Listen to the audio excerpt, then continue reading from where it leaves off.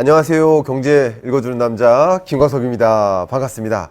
오늘 정말 이 인구 분야 제가 생각하는 최고의 대가 전영수 교수님을 모셨습니다.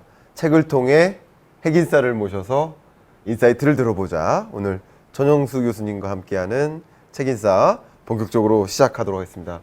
인사 부탁드립니다. 안녕하세요. 안녕하세요. 반갑습니다. 한양대학교에서 공부하고 있는 전영수입니다. 네. 벌써 이제 학생들한테도 정말 인기가 좋은 교수님이신데, 그죠? 근데 여전히 공부하고 있다라고 자기소개를 해주셨어요.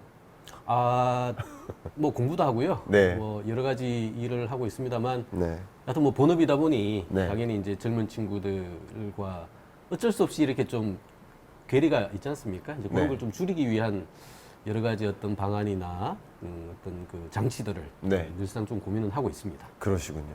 요즘 뭐 혼돈의 시대다, 뭐 퍼펙트 스톰이다. 정말 이 경제 사회 전반에 걸쳐서 어지러운 일들이 많이 있는데, 우리 학생들을 가르치는 교수님으로서 또 이 사회학을 연구하는 또 연구자로서 이렇게 표현해 볼까? 이놈의 경제, 이놈의 사회 어떻게 바라보고 계십니까? 네, 지적하신 것처럼 뭐 퍼펙트 스톰이다. 네. 뭐 굉장히 좀 그 살벌한 네. 단어들이 많이 나오고 있습니다만 그럼에도 불구하고 사실 좀 그 동의하고 싶지 않은데도 네. 동의할 수밖에 없는 상황인 것 같아요. 그러니까 늘상 사회라는 것은 쉽지 않아 왔고 또 네. 그 속에서 일부 퇴화가 있더라도 길게는 또 진화하는 그런 네. 어떤 역사성을 가지고 있는 특히나 한국 사회의 모습들인데 최근에 보여지는 상황은 정말 쉽지 않다. 많은 그 갈등과 불만 그리고 어떤 그 엇박자들이 단기간에 좀 많이 이렇게 좀 집중적으로 보여짐으로써 그것도 충격이 기성세대가 아니라 후속 세대인 청년 인구들에게 좀 집중되는 듯한 모습들이 있어서 정작 그들하고 같이 좀 호흡하고 그들의 어떤 미래를 좀 가이드해주고 싶은 입장으로서는 굉장히 쉽지 않은 상황이다라는 것을 좀 절감하고 한편으로는 좀 반성도 하고 하는 그런 상황인 것 같습니다. 네. 이번에 대한민국 인구 트렌드 2022에서 2027, 약 5년 동안의 대한민국 인구 트렌드를 규명하는 이 책을 집필하셨습니다. 인구 절벽 위기를 기회로 바꿀 새로운 미래지도 부제가 깔려 있는데, 이 책을 발간하게 된 계기가 있으신지요? 제가 이제 연도까지 이렇게 조금 그 규정을 한다라는 것은 사실 굉장히 위험한 카드죠. 제가 점쟁이가 아닌데 그렇죠. 뭐 5년 후가 어떻게 될지 10년 후가 어떻게 될지 알 수는 없죠. 다만 그렇게 숫자를 좀 지명을 한 이유는 이대로는 곤란하다. 그리고 지금처럼 더 시간이 있을 거야. 혹은 지금 굳이 이 갈등들을 끄집어내서 그것들을 또 공론화시키고 그 과정에서 또 새로운 어떤 그 갈등이나 이런 것들을 좀 강화시키는 방식으로서의 어떤 조장이라고 할까요? 이런 것은 바람직하지 않다라는 것에 대해서는 뭐 10분 공감을 합니다. 그럼에도 불구하고 제가 5년이라는 시간을 얘기했던 것은 아마도 이 마지막일 수도 있는 이 5년의 그 소위 골든 타임을 놓쳐서는 지금까지 아마 지불했던 사회 비용 혹은 각종의 어떤 그 조정의 어떤 그 시간들이 네.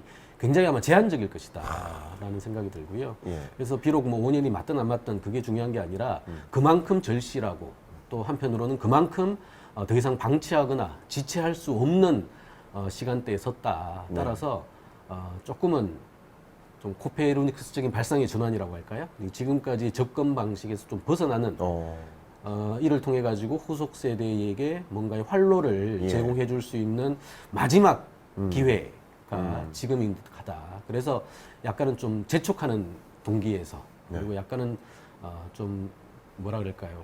그 위협적인 어떤 그 퍼펙트 스톰에 맞서 가지고 이길 수 있는 그 위기를 기회로 바꿀 수 있는 어쩌면 이제 절체절명의 시간이지만 또 어쩌면 굉장히 절호의 타이밍일 수도 있기 때문에 그런 식으로 좀 단어들을 좀 선택한 것 같습니다. 저도 이제 평상시에 교수님하고 이렇게 종종 대화를 하고 뭐 이렇게 커피 한잔 하면서 뵐 때마다 많이 배우고 있지만 오늘 말씀 속에서 그동안의 방식으로는 안 된다. 이제 전혀 다른 접근이 필요하다라는 그 말씀을 주실 때 이렇게 전율이 또 한번 돋았습니다. 정말 많은 것을 생각하게 해야 될 것이고 지금까지의 접근 방식이 아닌 또 다른 접근 방식을 고민해야 될 그 시점으로서 교수님께서 어떤 부분을 좀 강조하실지 기대가 많이 됩니다. 그래서 제가 이번에 요청을 좀 드리고자 하는데 3분 미니 강연입니다. 준비되셨습니까? 네. 미니 강연의 주제는 인구 오너스 시대 무엇을 준비해야 하는가? 자, 미니 강연 박수로 청해 보도록 하겠습니다. 네. 네, 인구 오너스의 시대가 이제 시작이 된 것 같습니다. 사실 지금까지 대한민국 사회는 인구 보너스의 시대였죠.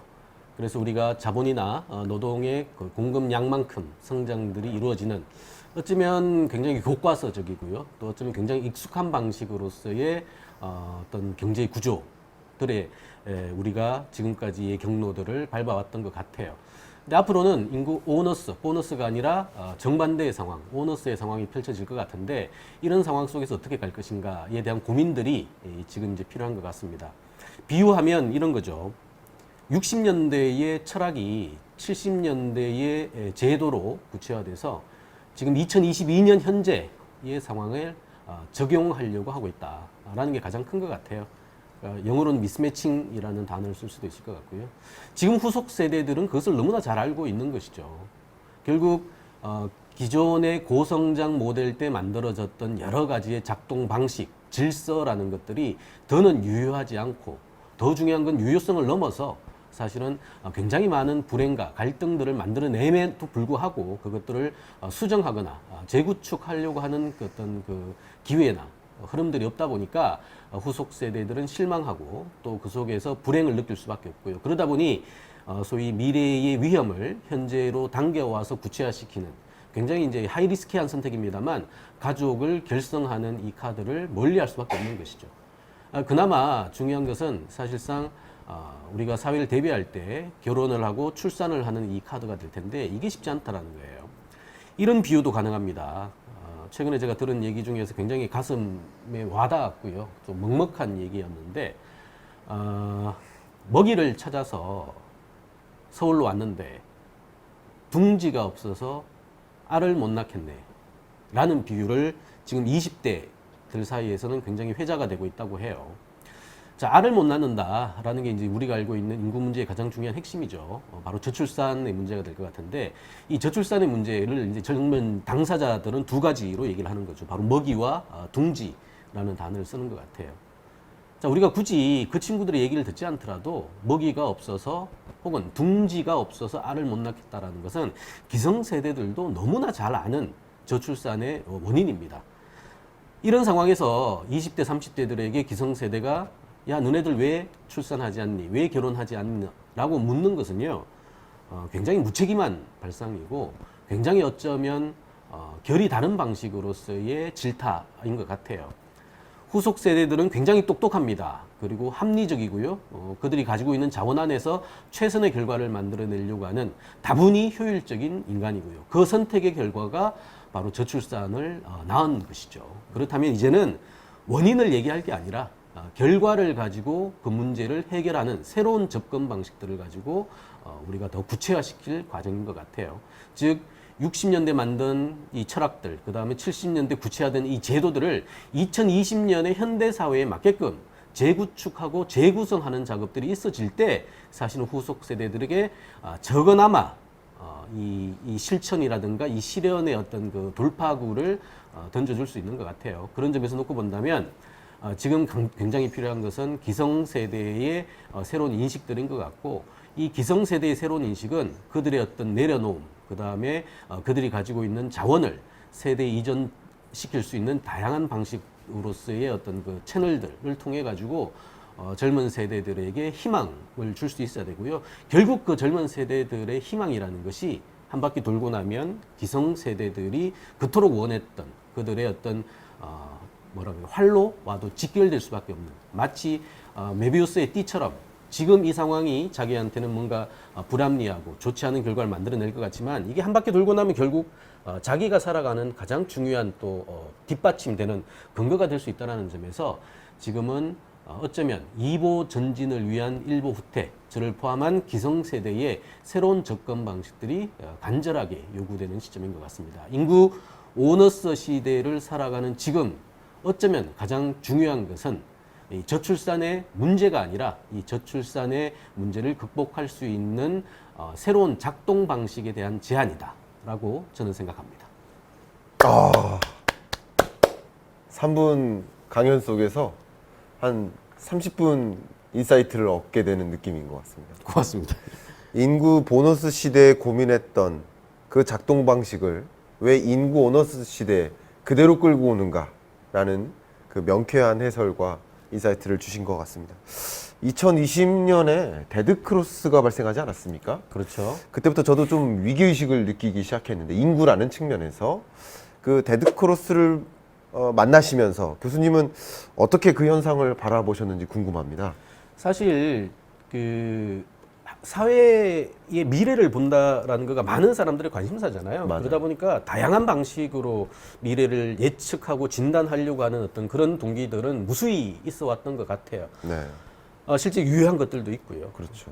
근데 이제 데드크로스라는 게 사실은 한국 사회에서 2019년에 있을 거라고 누구도 예측을 하지 않았다는 게 저는 가장 큰 것 같아요. 네. 즉 우리가 살아갈 미래에 펼쳐질 많은 변수들 예. 중에 핵심이 뭐냐면 우리 인구로 얘기할 때는 공급이 되는 분모의 문제거든요. 근데 이 분모의 문제는 지금 존재하지 않아요. 네. 그래서 이제 미래에 이제 새롭게 공급될 사람의 문제인데 네. 이 마인드는 우리가 추계로 아무리 뽑는다고 나오지 않는 거거든요. 이 분자의 우리 고령 인구가 10년 후에 몇 사람이 될 것이다라는 것은 너무나 뚜렷하게 나오는 반면에 분모에 해당하는 젊은 친구들이 2년 후에 몇 사람을 낳을 것인가 이걸 누가 알겠습니까? 그렇죠. 전혀 모르는 것이죠. 그래서 사실은 과거의 흐름대로 루틴하게 아마도 이 흐름이 지속된다면 그렇게 나을 것이다라고 봤는데 그 루틴한 흐름이 최근 몇 년 동안 다 깨져버렸거든요. 그래서 우리가 미래의 인구학적으로 뭐 2030년이 되면 어떻게 펼쳐질 것이다, 2050년이 되면 어떻게 펼쳐질 것이다. 사실 무의미한 논쟁이 돼버렸어요. 지금 우리가 배 안에 있고요. 앞으로 이제 그 태어날 친구들의 마인드를 우리가 모르는 이상, 그들이 어떻게 이 공급의 그 변수들을 정할까를 모르는 이상, 그것들을 가지고 앞으로 펼쳐질 것이다, 말 것이다라고 얘기하는 것은 굉장히 뭐라 그럴까요? 근거 없는 예측이고 추정일 수밖에 없고 그런 것들이 사실은 2019년에 데드크로스가 발생했던 가장 중요한 것 같아요. 그 이전 2015년에 추계했던 거 데드크로스는 원래 2029년이었거든요. 그렇죠. 그러니까 10년이 앞당겨졌다. 그게 왜 몇 년 동안 그렇게 빨리 앞당겨졌을까? 핵심은 우리가 모르는 젊은 세대들, 후속 세대들의 머릿속에 있는 거거든요. 네. 근데 이러다 보니까 머릿속에 있는 걸 가지고 앞으로 이제 기성세대의 마인드 속에서 이렇게 될 것이야라고 추정을 하다 보니 늘 예측은 엇나갈 수밖에 없는 것이고. 왜? 젊은 친구들은 아까도 얘기했습니다만 이런 거예요. 작년에 우리가 0.81명 아닙니까? 네. 우리 젊은 친구들이 이런 얘기까지 합니다. 0.81명? 도대체 누가 낳는 거야? 0.81도 많다라는 거거든요. 그들 내 마인드로서는. 그렇죠. 실제 젊은 친구들이 생각하다 보면 0.81이라는 숫자가 나올 수가 없다라는 게 그들은 느끼고 있는데 도대체 0.81을 누가 낳는 거지? 그렇죠. 라고 생각한다면 앞으로 0.81이 문제가 아니라 아마도 우주 속에 있는 이 출산과 관련돼 있는 미래 이슈들의 구체화되는 순간 우리가 생각했던 또 기대했던 미래의 흐름들은 굉장히 결이 다른 방식으로 펼쳐질 것이다. 그렇다면 데드크로스가 왜 발생했을까에 대한 문제가 아니라 그거는 훨씬 더 빨리 다가올 수밖에 없는 운명일 수밖에 없는 거고요. 만약에 그렇다면 대한민국이 그리고 있는 1년 후, 2년 후 혹은 5년 후, 10년 후의 그림들은 우리의 예측을 너무나도 크게 벗어날 것이다. 네. 그럴 거에 대한 우리가 준비가 돼 있느냐, 대응력이 있느냐라는 게 굉장히 중요한 포인트가 될 수밖에 없는 거죠. 그렇군요. 정말 이 합계 출산율 0.81명 이것을 전제로 인구 추계를 한 거 아닙니까? 통계청도. 근데 그 인구 추계 결과도 어떻게 보면 0.81이라는 전제하에 한 건데 그거마저도 과하다. 그러면 우리가 곧 임박하게 될 이 인구 구조의 변화는 생각했던 것보다 더 급변할 수 있겠구나 하는 그런 생각을 갖게 만드는데 그 과정에서 지금 가장 많이 등장하는 키워드라고 해야 될까요? 지방소멸이라는 이슈입니다. 이 지방소멸이 현실화되고 있다라는 그런 위기의식도 있는 상황이고요. 이 부분은 어떻게 진단하고 계신지 궁금합니다. 우리가 이제 인구 변화에 대해서 많은 분들이 상대적으로 좀 관심이 낮거나 체감도가 낮은 이유가 내 삶과 어떤 영향을 네, 있지라는 네. 거거든요. 근데 아시다시피 인구 변화라는 게 이게 직접적으로 영향을 미치는 것은 예. 일부의 이제 연령 산업들이라든가 혹은 인구량이 줄어가지고 충격을 받는 일부의 영역에 한정되는 것이죠. 아마 그게 가장 한국 사회에서도 큰 반향을 불러일으켰던 게 그 2년 전에 있었던 그 지방대학 그 소멸 사태죠. 바로 벚꽃 엔딩이라고 그렇죠. 표현되는 이 사태인 것 같은데 당시 8개의 지방 거점 국립대, 지거국이라고 표현합니다만 이 중에 7개가 미달 사태가 나왔고 작년에는 8개 전체에서 미달 사태가 났어요. 이야. 근데 이게 왜 발생했을까? 포인트는 두 가지입니다. 지방에서 태어나는 젊은 친구들이 일단 양적으로 줄었어요. 그렇군요. 이게 이제 데드크로스 얘기죠. 네. 자연 감소가 있고요. 근데 자연 감소가 있다 하더라도 그 친구들이 지방 대학에 가면 네. 벚꽃 엔딩은 상대적으로 좀 덜 하겠죠. 근데 이 친구들이 사회 이동, 즉 지방에서 서울로 옮겨드는 거예요. 그렇죠. 즉 사회 전출을 하다 보니까 네. 가뜩이나 자연 감소 양적으로도 줄었는데 이 친구들이 그나마 이 대학을 선택하지 않고 서울로 오다 보니 이중에 이제 네. 충격을 받게 되는 것이고 그게 이제 사실은 그 지방 소멸 문제에 직결되는 거예요. 그렇군요. 지방에서는 대학이라든가 기업이라든가 이거 하나의 그 소위 산업의 연관 효과라는 게 굉장히 크거든요. 네. 근데 이게 만약에 쉽지 않아졌다? 그 얘기는 돌고 돌고 돌아가지고 지방의 어떤 산업이라든가 경제를 떠받쳤던 네.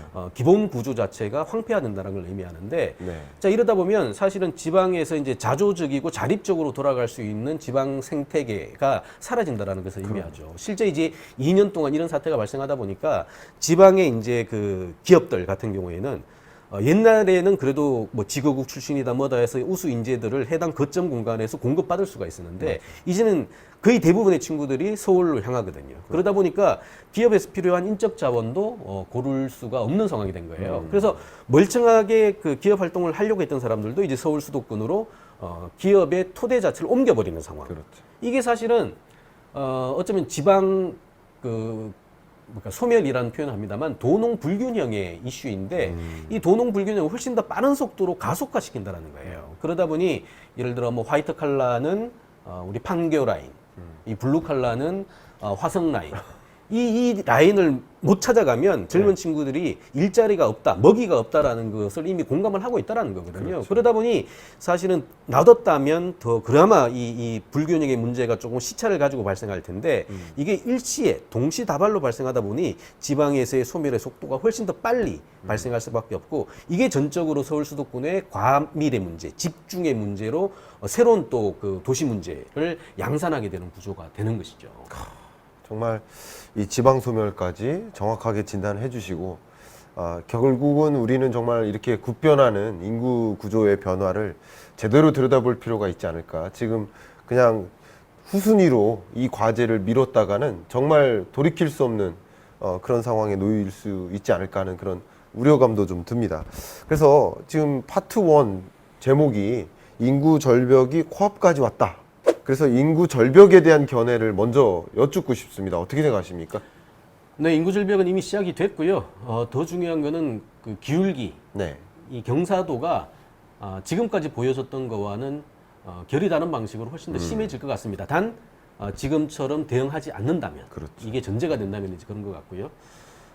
늘 우리가 그래도 위기 속에서 기회를 얘기를 해야 되니까 또 한국은 또 그만한 또 자질과 경험들도 갖고 있죠. 네. 다이나믹 코리아라고 표현합니다만 이 역동성이 사실은 전후 아무것도 없었던 한국 경제를 이 정도까지 만들어냈고 지금 비록 인구 문제로부터 발생하는 굉장히 충격적인 어떤 결론이 와 있습니다만 이것들도 잘만 사실은 극복을 한다면 인구 절벽의 이 가능성들도 어쩌면 새로운 어떤 그 점프업, 스케일업을 위한 중요한 돌파구가 될 수는 있을 것 같아요. 단 중요한 것은 그래서 지금까지와는 결이 다른 새로운 어떤 접근 방식들을 좀 추천하고 또 권유할 수밖에 없는 게 기존의 방식으로는 못 푼다. 그러네요. 사회 문제는 늘상 있습니다. 그러니까 사회 문제라는 것이 늘 존재하고요. 그 문제를 통해 가지고 또 진화가 되기도 하고 퇴화도 되기도 합니다만 중요한 것은 이 사회의 변화가 문제가 아니라 문제를 최소화시키고 새로운 어떤 가능성이라든가 기회의 문제로 적용해서 적응할 수 있는 방식으로서의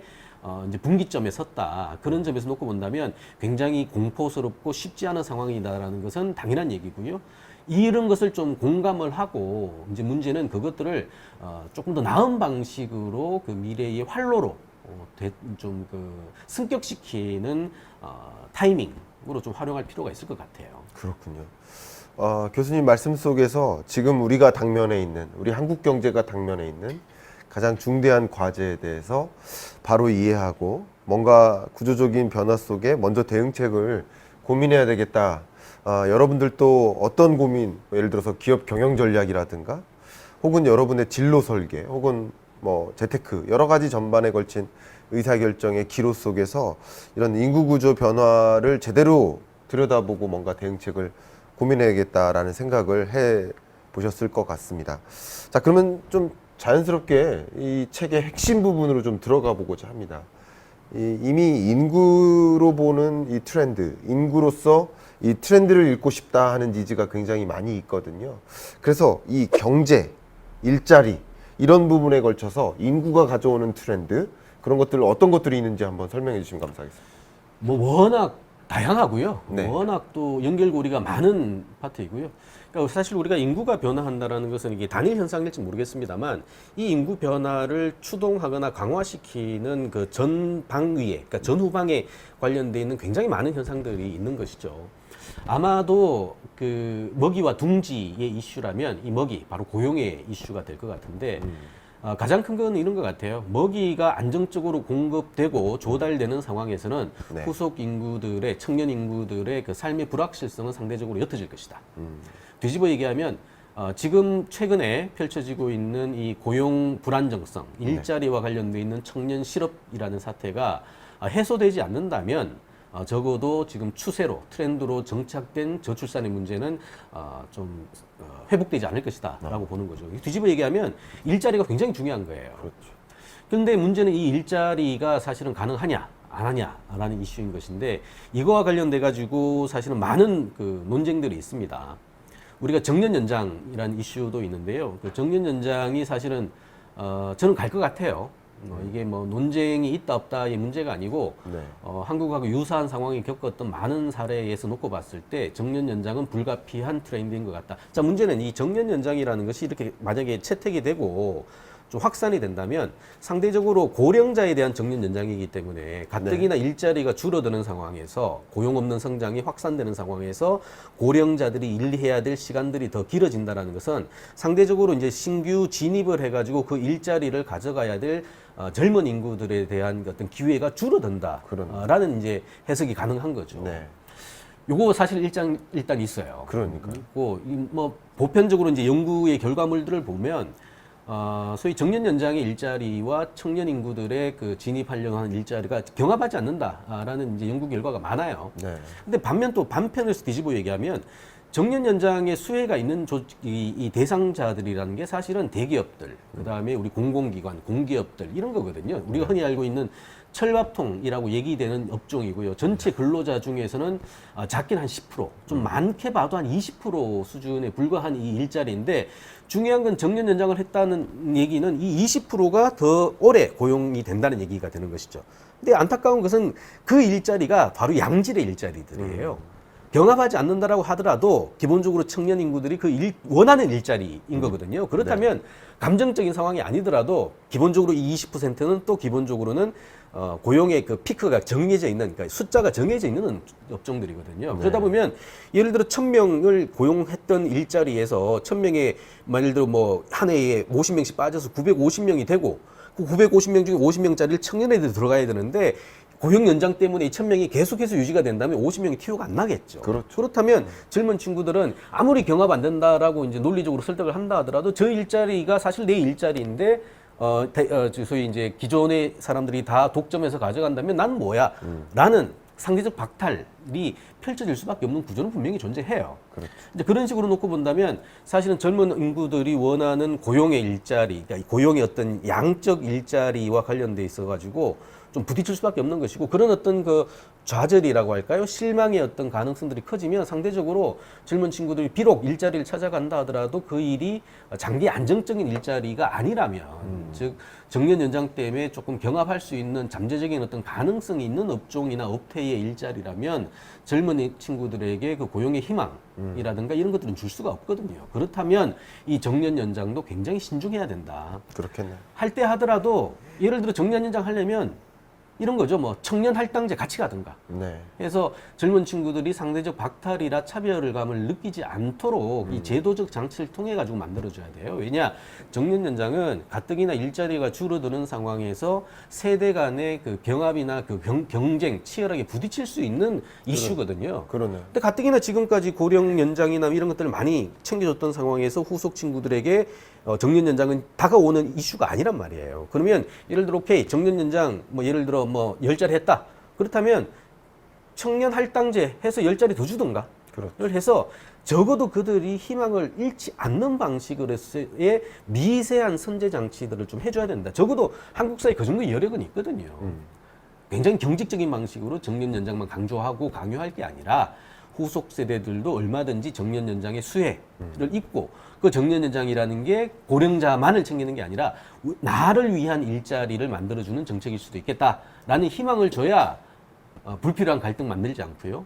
그 속에서 정년 연장이 갖고 있는 본연의 가치들을 또 얼마든지 소위 그 재구성할 수 있는 가능성이 있죠. 교수님 말씀 듣다 보니까 저도 참 이 사회가 어떻게 될까 걱정되는 것들이 정말 한두 가지가 아닙니다. 어떻게 보면 이 인구 구조 변화와 함께 같이 맞물린 것이 이 고용인데, 그러면 이 고용도 말 그대로 고용 없는 경제 속에서 일자리가 더 늘어나지도 않는데, 일자리 총량이 더 늘어나지 않는 구조 속에서 그러면 이렇게 정년 연장이라든가 이렇게 되면 아버지와 아들이 경합하는 게 아닌가, 모습이 우리 이 시대를 놓고 보면 우리네 아버지와 우리네 청년들이 경합하는 것이 아닌가, 이런 걱정 속에서 청년들은 정작 이런 경제를 기성세대들이 만들어 놨는데, 기성세대들은 일자리 가져가고 또 일자리를 더 장기화할 수 있는데, 우리들은 취업도 어려운 이 과정에서 계속 그 일자리를 빼앗는 게 아니냐 하는 그런 사회 갈등도 조성되고 있는 게 아닌가, 그런 걱정들도 많이 듭니다. 그런 사회 갈등 문제에 대해서도 혹시 생각해 보신 부분도 많이 있으실까요?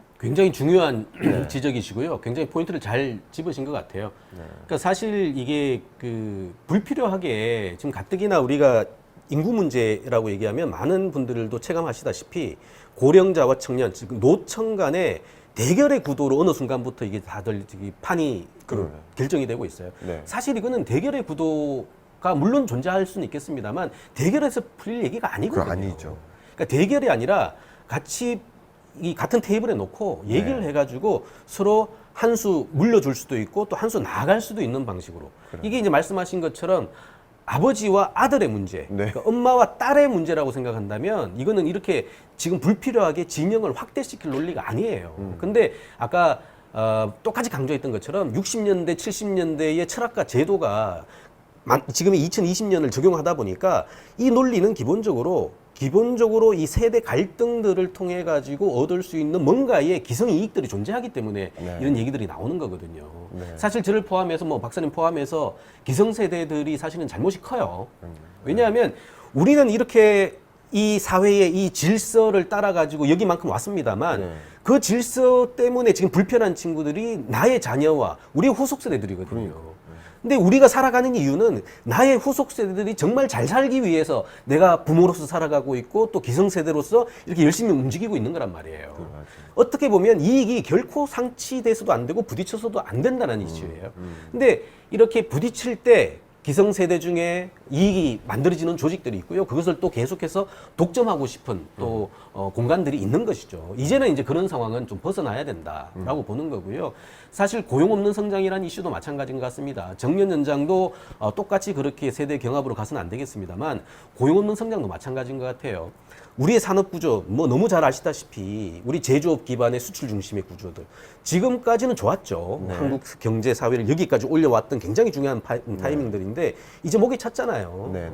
우리 반도체 때문에 지금 반도체 중심으로 막 가자라는 거 좋은 것 같아요. 좋은 것 같은데 야 한쪽에 쏠리면 그리고 한쪽에 쏠린 거가 문제가 이제 취약해지면 나머지 파트에 훨씬 더 영향을 미치는 거거든요. 그렇죠. 굉장히 바람직한 것은 건전하게 안전판을 만들어내고 요게 아니라도 뭔가 도와줄 수 있는 이런 것들이 서로 주고받는 방식들이 만들어져야 되는 것이고 그게 사실은 세대 부조형의 사회 체계에 굉장히 중요해요. 아빠가 잘 사는 게 아들도 잘 사는 방식. 그 다음에 아들이 잘 사는 게 더 중요한 아빠의 노후와 직결되는 방식들. 이제 이런 구조들이 강조가 돼야 되는데 어느 순간부터 이 중간에 이게 이게 딱 끊겨버린 상황이 된 것 같거든요. 그러니 사실 이런 겁니다. 제가 늘 얘기하는 건데 내 아들의 문제라고 생각한다면 이렇게 방치하지 않아요. 근데 내 아들이 아니라 내 아들의 친구의 문제거든요. 그러니까 남의 잘 아들의 모르는, 문제. 그러니까 남의 아들인 거죠. 쉽게 얘기하면 청년의 문제이지 내 아들의 문제가 아닌 거예요. 그러다 보니까 사실 청년을 통해 가지고 풀어야 될 이슈를 가지고 내 아들을 풀어야 된다고 생각하니까 내 아들도 힘들거든요. 그러니 네. 내 아들의 문제를 좀 덜어주기 위해서 나라도 열심히 더 많이 벌어가지고 내 아들한테 줘야지. 네. 이게 사회 전체적으로 부작용과 불합리성을 만드는 거거든요. 그래서 그러니까 내 아들의 문제라고 본다면 어느 부모가 어느 아빠가 내려놓지 않겠어요. 당연히 내려놓죠. 그게 훨씬 더 나은 방식이니까. 근데 이게 내 아들의 문제가 아니라 내 아들의 동년배 중에서도 대부분의 문제. 그러니까 그네들의 문제인 거지 내 아들의 문제가 아닌 거거든요. 그러니 내 아들이 그네들의 문제에 포섭되지 않도록 나라도 열심히 벌어가지고 즉 기성 이익들 기존의 어떤 뭐라 그럴까 이해관계를 네. 극대화시켜가지고 적어도 내 아들한테만큼은 줘야지. 네. 이게 이제 수저 논쟁하고도 같이 가는 거거든요. 그러네요. 그러니까 그러다 보니까 사실은 공고하게 이 세대의 자연스러운 이전들이 발생해야 되는데 한편에서는 계속해서 그 이익을 주려고 얘기하고 그 이익을 줬을 때 내 아들한테 편한 방식이라고 오해를 하고 있는 것이고 그러다 보니 대부분의 그렇게 하지 못하는 많은 기성세대들은 포기하게 되고 연기하게 되고 그러다 보니까 본능 자체를 실현할 수 없는 구조까지도 여기 와 닿는 거거든요. 그러네요. 그게 최근 5년 동안 말도 안 되는 이 저출산의 숫자로 우리가 확인을 한 거였었어요. 그렇다면 이제는 달라져야 된다. 더 이상 핑계 대지 말고 더 이상 물러설 곳 살펴보지 말고 이젠 없어요. 물러설 곳도. 절벽이 바로 이 뒤에 있는데 나만 잘 살겠다? 내 아들만 챙기겠다라는 사고체계 곤란하다라는 것이죠. 그래서 기성세대 뭐 당연히 저를 포함해서 아마 대타협의 가능성들을 이제는 모색해야 된다라는 겁니다. 물러설 데가 없다.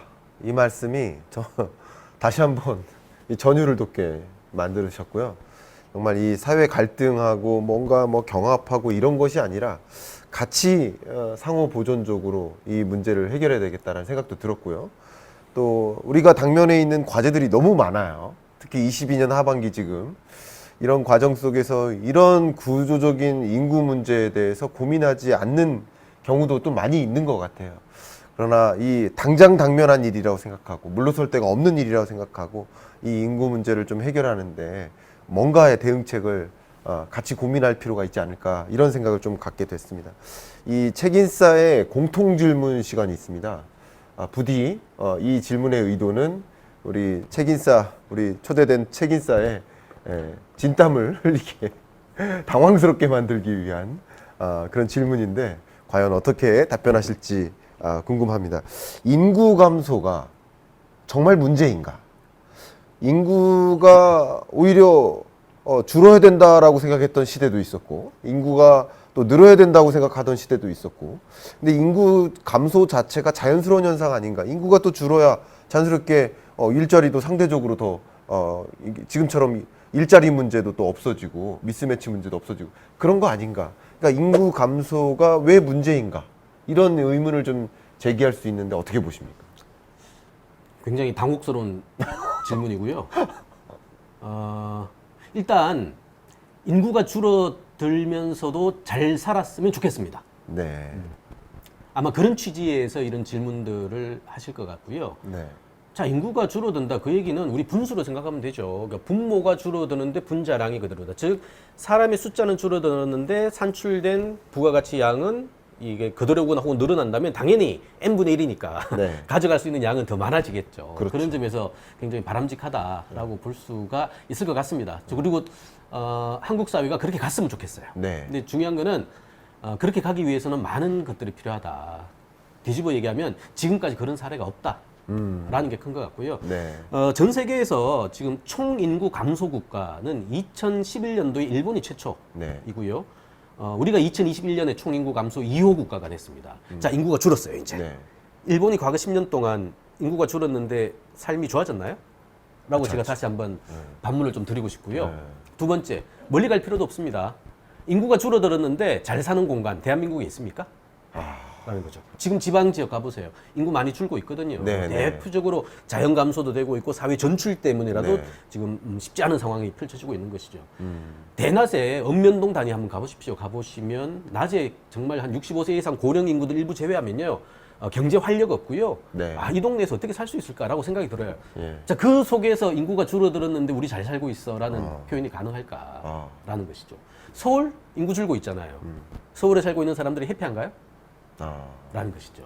그러니까 쉽지 않을 것 같습니다. 그렇군요. 그런데 쉽지 않지만 저는 가야 될 것 같아요. 그리고 그게 대한민국에 지금 주어진 굉장히 중요한 숙제라고 봅니다. 왜냐하면 전 세계에서 이런 사례가 없기 때문에, 그리고 한국이 이제 총인구 감소 국가 2호 국가가 됐기 때문에 앞으로 아마 그 대응의 방식에 따라 가지고 인구도 줄어들었는데 더 잘 사는 국가가 있네요. 그게 전 세계에서 유일하게 대한민국이에요. 라는 이런 다이나믹한 이 역동적인 한국적 사례를 다시 한번 만들어냈으면 좋겠어요. 그래서 아이디얼 타입입니다. 그래서 인구가 줄어드는데도 좀 잘 사는 사회 반드시 좀 실현이 됐으면 좋겠다. 어차피 인구 감소는 불가피한 대세고요. 네. 근데 그 안에서 이제 우리의 과제는 줄어들었으나 더 많이 가져갈 수 있는 사회를 만드는 것은 굉장히 필요하다. 된다 안 된다의 문제는 이미 지난 것 같고요. 되도록 가야 되는 숙제가 2022년 현재 우리 과제로 성큼 다가와 있다라고 봐야 될 것 같아요. 어찌 보면 인구 감소는 불가피한 과제이기 때문에 인구 감소의 추세 속에서 우리는 어떻게 대응할지를 모색해야 된다. 그러니까 순응해야 된다. 이런 메시지가 좀 깔려 있는 것 같습니다. 제가 과거 유학 시절에 우리 대학원생들 이렇게 모임이 있잖아요. 한인 대학원생들 모임. 그러다 보면 가장 많이 다른 전공자들을 만났었던, 다른 전공의 전문가들을 이렇게 교류했었던 시간이지 않나 이런 생각이 들어요. 그때 제가 한번 이 생물학 박사 과정에 계신 형님한테 주워 들은 이야기가 있었는데 그게 갑자기 떠오릅니다. 그게 어떤 이야기냐면, 내가 생쥐를 가지고 연구를 많이 하는데 생쥐를 정말 많이 죽이지만 생쥐를 많이 또 잉태시킨다는 표현이 맞는지 모르겠습니다. 이게 무슨 말이냐면요, 그분이 이제 생쥐를 가지고 연구하다 보니까 생쥐의 삶을 많이 봤대요. 근데 쉽게 생각하면 이렇게 공간이 있으면 생쥐가 있다가 이제 자기가 스스로 이제 부활을 하잖아요. 그러다가 생쥐의 양이 너무 많아지면 그 좁은 공간 안에 생쥐의 양이 많아지기 시작하면 또 줄어든대요. 그러다가 많이 줄었으면 다시 또 늘어난대요. 그런 이야기를 하면서 인간도 동물 아니냐. 물론 정확히 똑같이 생각할 필요는 없겠지만 인구 감소 문제가 극단적인 상황까지 오게 되면 그만큼 극단적인 해결책, 극단적인 정책들이 집중되다 보면 또 인구 감소에서 인구 증가로 전환될 수 있지 않느냐 하는 의견들도 일부 있습니다. 저도 약간 그럴 가능성도 있지 않느냐 하는 생각을 가지고 있는데, 이 부분 교수님 어떻게 생각하십니까? 우리 경제학에서는 조금 어렵게 그 자기 조정 기능이라고 이제 표현을 많이 하죠. 우리 자동 항법 장치처럼 사실은 이제 그 한 공간에서 많은 문제가 발생하게 되면 자연 발생적으로 이게 이제 다시 완화가 되는 현상들이 이제 늘 발생하고, 경제도 마찬가지죠. 혼자 막 그 탐욕 경제, 야수 경제라고 표현하잖아요. 이 자본주의의 끝단에 있는 이런 방식으로 쭉 가다 보면 당연히 문제가 생기니까 이것들을 그러니까 완화시키려고 하는 자기 주도적인 어떤 기재 장치들이 이제 발동을 하게 되는데, 인구도 똑같은 거예요. 네. 생쥐 얘기 표현했습니다만 사람도 똑같거든요. 네. 자기가 먹고 살기 힘들어졌는데 후속을 그 생산한다? 이제 후속 생산 표현 좀 그렇죠. 뭐 지금 후속 인구를 낳는다라는 것은 기본적으로 굉장히 어렵다라는 네. 생각이 듭니다. 자, 문제는 이걸 이제 극복하는 방식들인 네. 거죠. 그랬을 때 말씀하신 것처럼 제가 이 발상의 전환이라는 게 굉장히 필요하다고 표현하는데, 지금까지의 작동 방식이 결과를 완화시키지 못했잖아요. 그렇죠. 그렇다면 다른 방식이 필요하다라는 거죠. 지금 30년, 40년 이상 길게 봤을 때 우리가 인구 문제를 해결하기 위해서, 즉 저출산 고령화라는 문제를 해결하기 위해서 우리 뭐 상식처럼 알고 있지 않습니까? 과거 10년 동안 뭐 200조를 썼니, 300조를 썼니, 우리 뭐 기사들 보면 굉장히 자주 나오는 얘기들이잖아요. 네. 자, 그게 팩트 여부를 떠나가지고 많은 돈을 썼다는 얘기는 많은 관심을 가지고 했다는 얘기예요. 그렇네요. 그런데 지금까지 나아지기는 그냥 오히려 더 악화된 상황. 그렇군요. 전 세계에서 유례를 볼 수 없는 인구 5천만에 네. 그렇죠. 1인당 GDP가 3만 불이 넘는 이런 전 세계에서 7, 8개 국가밖에 안 되는 이 정도의 볼륨을 가지고 있는 사회에서 출산율 0.8 네. 이거는 말이 안 되는 이건 오히려 정책이 완화시키는 게 아니라 정책이 오히려 불을 붙였다라고 봐도 오히려 옳은 거예요. 오히려. 그러니까 잘못됐으면 바꿔야죠. 그렇죠. 그죠? 우리가 가계 상황에서도 예를 들어 문제가 생겼을 때 여러 가지 어떤 그 합리적인 선택들을 하게 되는데 한번 했을 때 안 되면 다른 방식을 쓰지 않습니까? 그렇죠. 그러니까 당사자성이 있다 보니까 그렇게 쓸 수밖에 없는 것인데 사회라는 것은 어쨌든 의탁받은 일부의 그 정책 결정이 이루어지다 보니까 자기 이익과 사회의 이익과 혹은 여러 가지 어떤 집단의 이익들이 경합하고 되고 그 경합의 결과물들이 자기의 어떤 당사자성으로 귀결될 수밖에 없는 거고 그러다 보니까 사실은 효과성이 아니라 편리성에 의해서 정책을 쓸 수밖에 없었던 것 같아요. 이렇게 비유하겠습니다. 지금까지의 인구 문제는요, 복지의 영역에서 다뤘어요. 네. 그러다 보니까 저출산 고령화가 마치 복지의 대상이다 보니까 취약계층의 문제가 되고요. 어떻게 20대, 30대가 취약계층이죠? 저는 그것은 이해할 수가 없어요. 과거에는 우리 복지의 영역이 분명히 존재했죠. 특히나 고령화 같은 경우에는 절대 빈곤의 상황이 많았기 때문에 복지 영역으로 관리하는 게 맞았습니다. 근데 더 이상은 저출산 고령화가 복지의 영역은 아닌 것 같아요. 말씀드린 것처럼 먹이가 없어서 서울에 왔더니 둥지가 없어서 알을 못 낳겠네라는 그 가설이 맞다면 먹이와 둥지는 철저하게 경제의 영역입니다. 그리고 성장의 영역이에요. 그렇다면 인구 정책이라는 표현도 사실 어울리지 않죠. 인구는 정책으로 풀 수 있는 해결책이 아니거든요. 그렇군요. 만약에 그렇다면 이것은 복지도 물론 필요합니다. 그렇다고 이제 없다는 건 아니지만 복지의 영역에서 성장의 영역으로 경제의 영역으로 넘어가야 된다는 것이고요. 성장과 경제의 영역으로 넘어가서 전체적인 판을 짜고 그 속에서 20대, 30대들의 당사자성이 극대화될 수 있는 실천적인 아이디어들이 나와줘야 된다는 거예요. 즉 60년대의 철학, 70년대의 제도, 그 다음에 이것들이 2020년에 현재의 사람들에게 적용하려고 하지 말고 2022년의 사람들이 올라탈 수 있고 원하고 희망하는 방식으로서의 새로운 사회 제도, 신질서를 만들어야 그나마 움직일 수 있는, 호흡할 수 있는 여지가 있는 거거든요. 60대, 70대가 얘기하는 거 지금 20, 30대 얘기 못해요. 저도 집에 뭐 10대, 20대가 있습니다만 얘기하면 서로 안 통하거든요. 언어와 문법이 다른데 이 친구들하고 어떻게 제 얘기만 가지고 얘기를 합니까? 그렇죠. 어느 순간 저도 더 이상 얘기를 하고 싶지 않아요. 근데 할 수밖에 없죠. 왜? 내 자녀들이니까 당사자성이 이만큼 큰 이슈가 없는 거니까 저의 살아가는 존재 이유니까 그렇죠. 그죠? 근데 이게 왜 사회 전체적으로는 연결이 안 되냐라는 것이죠.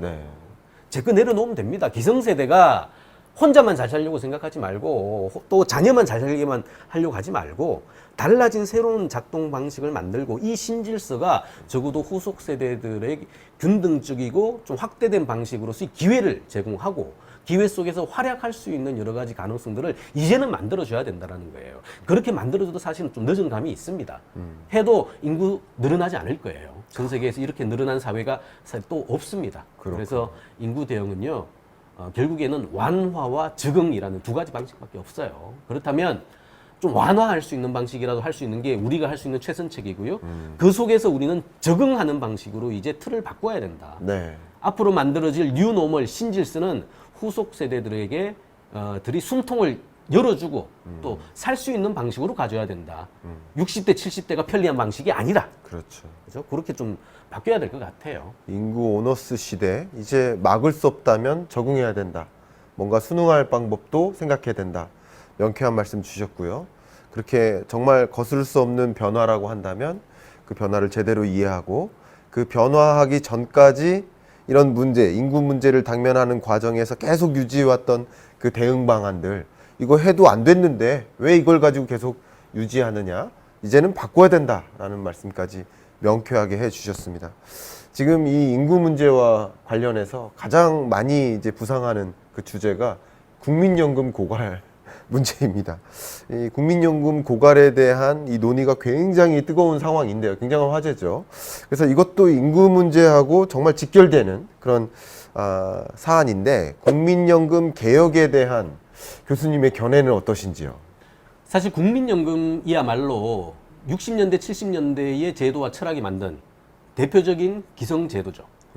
세대 부조형의 소위 복지체계의 핵심입니다. 분모, 보험료가 많고 분자, 수급비가 적은 구조. 이런 구조죠. 이런 삼각형일 때는 굉장히 잘 만들어집니다. 그렇죠. 그리고 실제 은퇴했을 때 그들의 어떤 우리가 마치 은퇴한 부모님들을 현역의 자녀들이 모시듯이 굉장히 바람직한 구조인 건 맞아요. 이게 네. 이제 세대 이전형, 세대 부조형의 체계라고 표현합니다만 이제는 이게 밑에가 없어졌어요. 줄어들어요. 근데 위는 빠른 속도로 늘어요. 네. 이게 유지가 되겠냐고요. 그러니까. 안 되죠. 예. 그럼 바꿔야죠. 이 너무나 단순한 논리를 왜 이런 상황에서 이 제도를 유지하려고 합니까? 아. 당연히 안 되죠. 그러면 당연히 이 제도가 이 현실과 엇박자가 나가잖아요. 엇박자가 나오는 건 다시 재수정을 해야 되는 거 아닙니까? 그렇네요. 그러게 이제 국민연금의 아마 그 개혁의 얘기가 될 것 같은데 쉽지 않을 거예요. 왜냐하면 긴 시간 동안 이 구조 때문에 만들어진 여러 가지 어떤 이해관계가 있고요. 네. 이것들을 갑자기 이 구조에 맞게끔 가겠다. 이거 쉽지 않죠. 쉽지 않습니다. 네. 우리 단순하게는 내가 낸 것을 내가 나중에 받을 거야. 라는 이제 기여식이 있고요. 그렇죠. 우리 적립형이라고 지금 얘기하는 겁니다. 기존 제도. 내가 낸 거를 지금의 노인, 그 고령자들이 받아가는 거죠. 네. 이렇게 생각하다 보니까 지금 내는 90년대생, 뭐 이런 사람들은 내가 낸 걸 나중에 못 받을 것 같거든요. 그렇죠. 그러니까 그러다 보니까 90년대에서 못 받는다라고 했는데 결론부터 말씀드리면 받기는 받을 거예요. 네. 받기는 받을 텐데 아마도 기성세대들이 이런 구조 속에서 받아갔던 그 수급비만큼은 모자랄 겁니다. 그렇죠. 모자라고 특히나 이 새로 태어나서 이 돈을 내야 될 아까 90년생이 받아가려면 지금 우주 어딘가에 떠도는 이 많은 후속 세대들이 그만큼 숫자가 나와줘야지 이게 되는 거거든요. 그렇죠. 근데 이 영역은 우리가 판단할 수가 없는 영역이에요. 네. 0.81 누가 낫지라고 하는 이 영역이거든요. 그렇죠. 그렇다면 0.12가 나올 수도 있다는 거죠. 극단적으로 얘기한다면.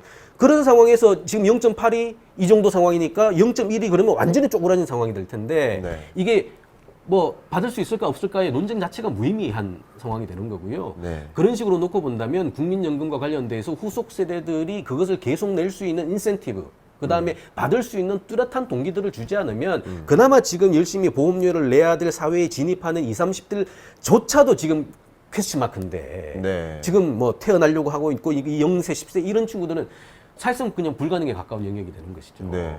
그래서 국민연금은 계획 빨리 해야 됩니다. 지금도 많이 늦었어요. 이미 늦었지만 벌써 늦었어요. 그렇죠. 그래서 빨리빨리 해야 되는데 아까도 얘기한 이 60대, 70대 저를 포함한 이 기성세대들의 이 탐욕과 이 이익들이 내려놔지지 않는 이상 쉽지 않을 것이다 라고 보는 거고요. 지금 연금개혁 얘기 많이 하고 있죠. 이거 필연적으로 고통을 수반하는 과정이죠. 50, 대는 그래도 고통을 많이 겪어왔잖아요. 네. 사실은 성장도 있었습니다만 고통도 있었거든요. 저는 20대, 30대에 저희 아들들이 고통을 좀 덜 겪었으면 좋겠어요. 네. 그러면 부모가 조금 더 그 고통을 겪는 게 맞아요. 네. 그렇다면 지금 빨리 개혁해야 됩니다.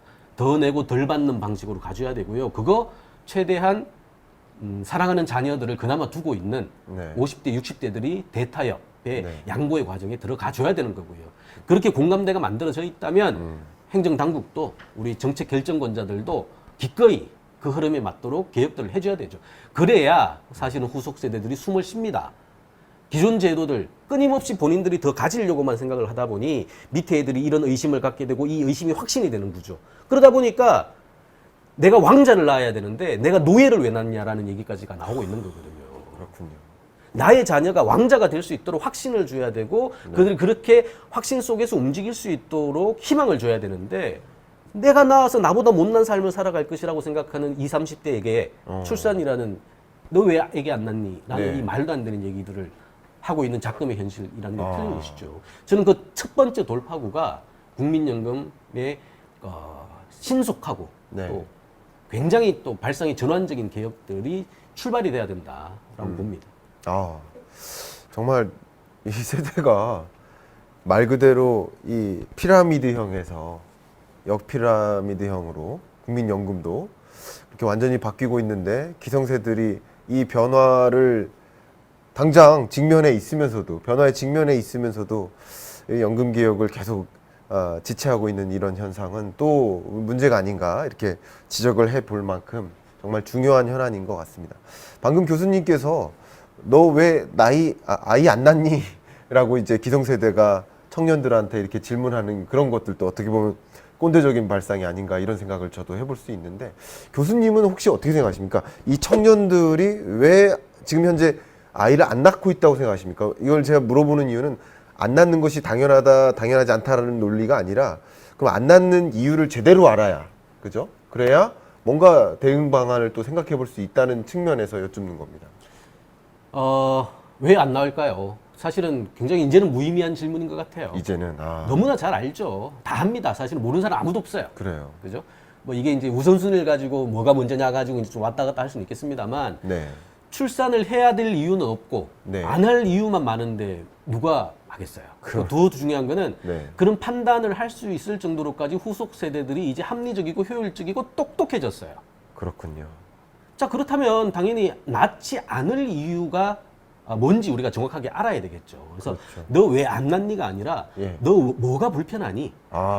라고 가져야 되는 거예요. 질문이 바뀌어야겠네요. 바뀌어야 되죠. 예. 그러면 이제 불편한 얘기를 좀 하겠죠. 네. 이 불편한 부분들을 우리가 집중적으로 발굴해가지고 그 불편함을 적어도 완화시켜 줄 수 있는 방향으로 가져야 된다는 것이. 네. 아마도 여러 이유가 있을 텐데 저는 첫 번째는 고용이라고 보고요. 두 번째가 주거라고 봐요. 네. 그렇다면 고용, 즉 장기 안정적인 선배들을 기성세대들이 가져갔던 즉 꼰대들이 아까 네. 말씀처럼 네. 꼰대들이 장악했던 이 양질의 일자리들을 후속 세대들이 바톤 터치해서 가져갈 수 있도록 만들어줘야 되는 해야 거고요. 된다. 그러려면 고용 없는 성장 더는 이제 심화돼서는 안 될 것 같고요. 네. 이런 것들이 이제 내수의 진작이라든가 새로운 어떤 혁신의 어떤 산업이라든가를 통해 가지고 젊은 친구들이 호흡할 수 있는 양질의 일자리를 골라갈 수 있도록 많이 만들어줘야 돼. 그러려면 경제 정책이라고 표현했잖아요. 그러니까 규제를 완화시켜줘야 되고요. 시장에서의 혁신적인 기업가 마인드가 기본적으로 발휘돼 가지고 새로운 어떤 레벨업의 성장 함수를 추구할 수 있도록 해줘야 되는 것이고요. 두 번째는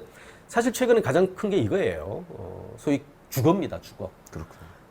아니, 12%의 공간에 52%의 사람이 살고 있어요, 서울 수도권에. 근데 주거 같은 경우에는 공장에서 뚝딱 지어가지고 제공할 수 있는 일반재가 아니거든요. 그렇죠. 그런데 52%의 사람들이 12%의 공간에서 제공하는 이 주거를 다 갖고 싶어 하는 거예요.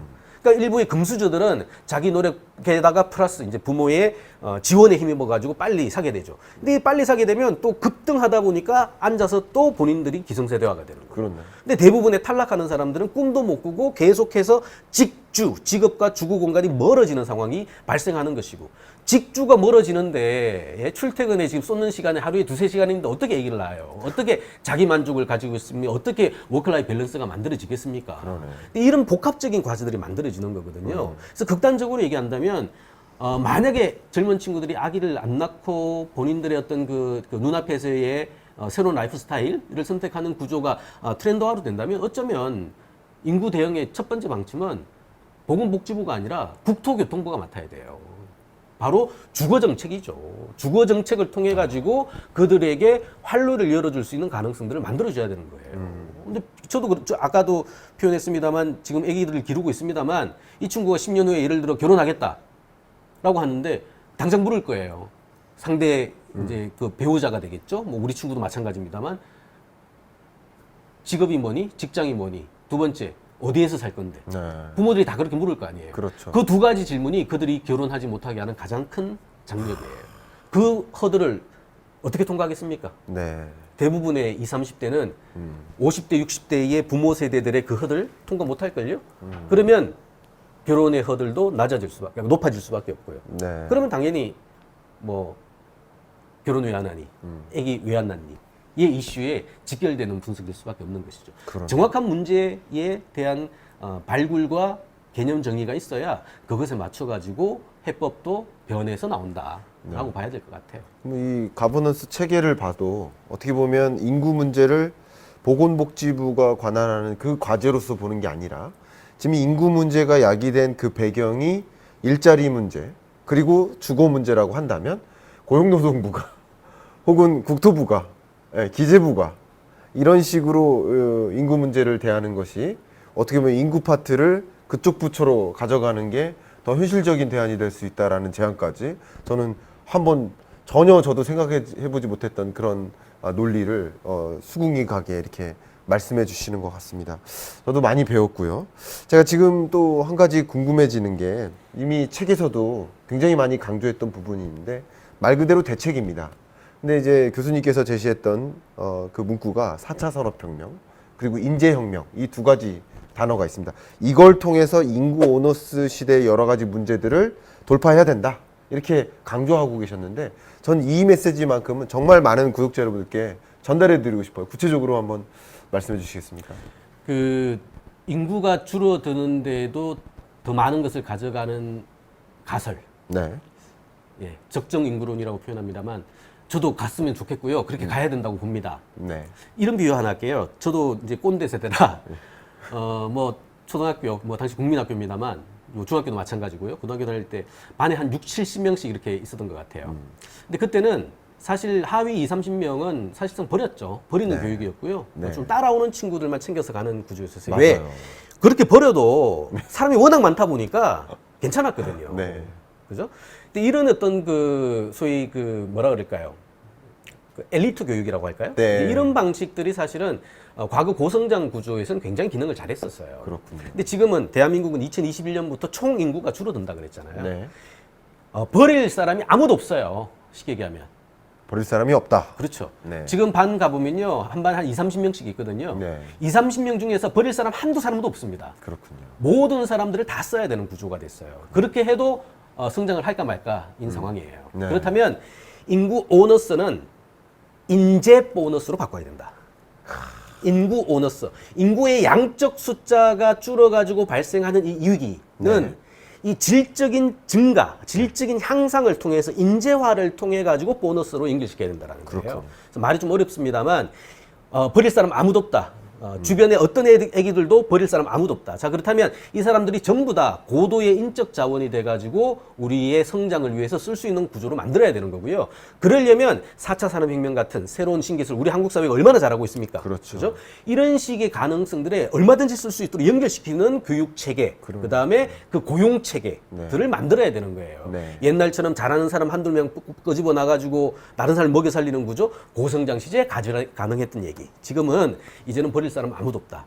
그래서 인적 투자를 통해 가지고 이 사람들을 끊임없이 재교육시키고 고도의 인재로 승격시키는 과정들을 통해서 이 사람들이 4차 산업혁명과 만나서 한국 사회의 점프업, 스케일업을 할 수 있는 새로운 가능성으로 만들어야 되는 거고요. 그러려면 지금 아마도 하고 있는 우리 인구 대응 정책 중에서 가장 중요한 맥락인 교육과 관련된 이슈로 상황이 좀 연결돼야 되고 확산돼야 될 것 같아요. 지금처럼 우리 뭐 사실은 한국의 대학 진학률이요 전 세계에서 가장 높은 국가 중에 하나입니다. 그렇죠. 예. 이건 사실은 정부가 유도해서 된 건 아니거든요. 네. 그러니까 경직적인 입시 제도가 그다음에 요것들이 유교적인 어떤 그 입신양명이라고 할까 이런 거와 맞물려 가지고 내 아들 내 자녀들은 내가 잘 키워가지고 사회에 뭐 도움이 되고 또 부자가 될 수 있도록 키워야 돼라는 굉장히 개별적인 사적인 선택들이 사실은 대학 진학률 70%를 만든 사회거든요. 그렇죠. 주요 선진국 중에서요 대학 진학률이 70% 되는 나라 없습니다. OECD 평균이 40%가 안 돼요. 네. 우리 스위스 이런 나라는 30%도 안 됩니다. 자, 그 얘기는 뭘까요? 버릴 수 있는 자원도 없는데 그 자원들이 사실은 내버려둬도 이미 사적 차원에서 70% 이상 고도 인재의 후보가 될 수 있는 사람들로 이미 만들어지고 공급이 되고 있어요. 네. 이렇게 좋은 환경이 또 어디 있습니까? 그렇죠. 예, 다른 나라 같으면 막 열심히 키워가지고 어릴 때부터 해줘야 되는 상황인데 우리는 그냥 골라오면 돼요. 맞아요. 골라오면 되는. 그러니까 고도의 인적 자원의 후보들이 너무 많고요. 또 네. 한국 사람들 머리 얼마나 좋습니까? 네. 전 세계에서 유태인을 능가할 수 있는 비웃는 그 정도의 어떤 잠재력을 가지고 있는 민족들이잖아요. 맞아요. 그래서 네. 이런 가능성들을 잘 좀 얼머부려 가지고 그 조합을 시켜 가지고 사실은 인구 위기라는 이 현실들도 고도의 인적 자원화 그다음에 버릴 수 없는 한 사람 한 사람까지도 다 동원해 가지고 우리의 4차 산업혁명에 동원할 수 있다면 우리의 가설인 인구가 줄어도 행복의 수준은 더 늘어나는 네. 어쩌면 전 세계에서 첫 번째로 만들어질 수 있는 이 가능성의 이 가설들도 실현할 수 있겠다라는 생각도 듭니다.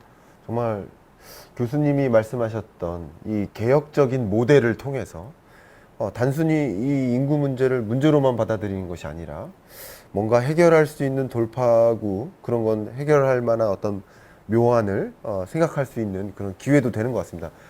굉장히 우려스럽게만 생각했는데 뭔가 이 문제를 돌파해낼 수 있는 그런 방향성까지 제시해 주셔서 제가 또 마음의 위안도 좀 생깁니다. 저도 스스로 한국인인 게 좀 자랑스럽기도 하고요. 정말 이제 이 책인싸 인터뷰 벌써 1시간 정도 갔는데요. 이제 마무리, 이제 클로징하는 이 공통 질문이 있습니다. 아우트로 공통 질문이라고 하는데 먼저 제가 말씀드리는 시간인데 저는 미리 생각해 오지 않거든요. 이 인터뷰 중에 생각하게 된 김광석이 생각하는 전용수란 이건데요. 저는 전용수란 개혁이다. 결국 우리가 과거의 무엇을, 과거의 공식을 버리기가 굉장히 힘든데 지금 말씀하셨던 것처럼 이 시대적 변화를 제대로 알고 이 변화된 환경에 걸맞는 어떤 모델들, 걸맞는 어떤 대응 전략들을 제시한다. 시대적으로 그것이 정말 필요한 순간인 것 같고 교수님께서 정말 이렇게 열정적으로 말씀해 주신 이 이야기들이 우리 한국 경제가 그동안에 없었던 그 모델을 제시할 수 있는 개혁을 이끄는 그런 어떤 말씀들이 되었으면 좋겠다 하는 생각이 들거든요. 어떻게 좀 마음에 드십니까? 입만 개혁이다. 라고 말씀드리고 싶고요. 끝까지 겸손하게 그러시군요. 이제 더 필요한 건 이제 입이 아니라 네. 몸이겠죠. 그렇습니다. 그래서 네. 저를 포함해서 기성세대들이 조금은 쉽게 네. 그리고 조금은 효율적으로 새로운 제도, 새로운 질서를 만들고 그것들이 후속 세대들에게 구체적인 희망과 구체적인 행보로 연결될 수 있도록 좀 노력들이 필요할 것 같고요. 이제 그렇게 해줘야 사실은 우리 한국 사회의 지속 가능성을 열어젖히는 중요한 아마 그 출발이 될 것 같고 그 출발은 역시 저를 포함한 꼰대라고 얘기를 하지만 후속 세대를 생각하는 꼰대. 네. 그다음에 입만이 아니라 이제 몸도 움직여줄 수 있는 그런 이 새로운 꼰대가 신질서를 만들어내는데 작은아마 좀 일조를 하는 타이밍이다라는 생각은 듭니다. 제가 여러 전문가들하고 얘기하다가 그 꼰대의 조건에 대해서 들은 적이 있어요. 근데 꼰대의 조건이라면 한 10가지가 부합돼야 되는데 마지막 그 조건이 뭐냐면 내가 꼰대인 줄 모른다. 그러니까 꼰대인 줄 저도 저를 스스로를 꼰대라고 생각하거든요. 꼰대인 줄 스스로 알면 그건 꼰대가 아니다라는 표현이었는데 교수님께서 초지일관 이렇게 겸손하게 말씀을 주셨는데 그 말씀들이 이 사회를 개혁으로 이끄는 하나의 돌풍이 됐으면 하는 그런 마음입니다. 자, 책을 통해서 정말 많은 메시지들을 이미 전달해 주셨는데 요약적으로 10글자 이내로 말씀해 주시는 공통 질문입니다. 책을 통해 전달하고 싶은 메시지 10글자 이내로 혹시 말씀해 주시겠습니까? 시간은 없다. 빨리 나서자. 빨리 나서자. 나서자. 딱 10글자. 시간은 없다. 빨리 나서자. 그러니까 인구 문제를 먼 훗날의 과제라고 생각하지 말고 지금 당면한 바로 오늘 해결해야 될 그런 과제로서 대응책을 모색해야 된다. 여러분들도 이 인구 구조 변화를 제대로 이해하시고 그 변화 속에서 어떤 준비를 할까 하는 것들을 모색할 수 있는 그런 시간이 되셨기를 바랍니다. 자, 거의 마지막 부분인데요. 교수님이 생각하시는 인구 문제 대책, 지금까지 그 대책에 대해서 쭉 말씀해 주셨는데 혹시 빼먹은 게 있다. 아니면 인구 문제 대책 좀 이런 것들이 필요하다. 추가적으로 말씀해 주실 게 있다면 가감없이 한번 말씀 부탁드립니다. 간단하게 하나만 좀 강조드리고 싶은 건데요. 그러니까 문제를 해결하는 것은 굉장히 그 다중적인 이해관계자, 당사자들이 다 같이 모여가지고 또 많은 논의 속에서 최소한의 그 갈등들을 통해서 사실 만들어내야 되는 건데요. 지금 어쩌면 한국 사회에서 가장 중요한 것은 비단 인구 문제뿐만이 아니라 문제를 해결해내려고 하는 의지와 능력인 것 같아요. 그래서 의지와 능력, 많은 사람들이 이해관계자일 수도 있습니다. 근데 다만 이 의지와 능력의 출발은 저는 소위 거버넌스의 문제라고 봅니다. 그래서 의지, 정말 이 문제를 풀려고 하는 의지가 있는 것인가? 만약 의지가 있다면 그 의지가 제대로 실현될 수 있도록 능력을 재구성하라. 본인들이 능력이 없다면 그 능력을 갖춘 사람들에게 던져라. 자, 이 두 가지 의지와 능력만 사실은 2022년에 맞는 방식으로 제도화 시켜준다면 젊은 친구들에게는 그 자체가 굉장히 큰 활로가 될 수 있을 것이다 라고 봅니다. 의지와 능력 정말 많은 것들 전달해 주시는 그런 시간이었습니다. 저도 정말 많이 배웠고요. 마지막으로 이제 아우트로 질문으로서 나에게 책임사란 이 질문인데요. 다른 말로 이제 소감을 여쭙는 겁니다. 1시간 동안 저와 물론 뭐 자주 뵙지만 오늘 이 카메라 앞에서 이 인구 문제에 대해서 집중적으로 저와 이야기해 보셨는데 이 책인싸에 출연한 소감, 이것을 나에게 책인싸란 이렇게 질문 드리면 답변해 주시면 너무 감사하겠습니다. 한번 질문 드려보겠습니다. 나에게 책인싸란? 가려지지 않고 있는 그대로, 날 것 그대로 얘기를 하다 보니까 약간은 고민스럽고, 네. 약간은 당혹스럽기도 하고, 네. 또 약간은 속이 시원합니다. 그렇군요. 다른 매체들하고는 좀 다른 것 같아요. 이제 그런 그렇습니까? 점에서 예. 사실은 약간 뭐 위험 수위를 넘긴 수준도 있습니다만, 네.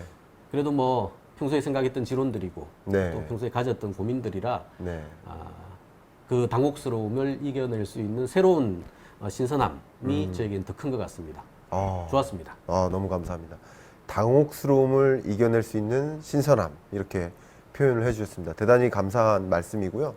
저도 그리고 또 여러분들도 이 교수님의 어떤 지론 그리고 지략 이런 것을 통해서 정말 많이 배울 수 있는 시간이 되었을 것 같고, 또 부족한 부분들은 또 책을 통해서 어떤 인구구조 변화가 있나, 어떤 트렌드가 있나, 이런 것들을 27년까지 전개될 그 구조적 변화를 먼저 한번 들여다보시고, 그 속에서 나는 어떤 대응을 해볼까, 어떤 움직임을 나도 가져볼까, 그냥 지켜만 볼 것이 아니라 그냥 바로 내가 오늘 행동해야 되겠다, 이런 생각으로 임해 주시길 또 부탁드리는 마음입니다. 오늘 수고해 주셨습니다. 감사합니다. 고맙습니다. 네.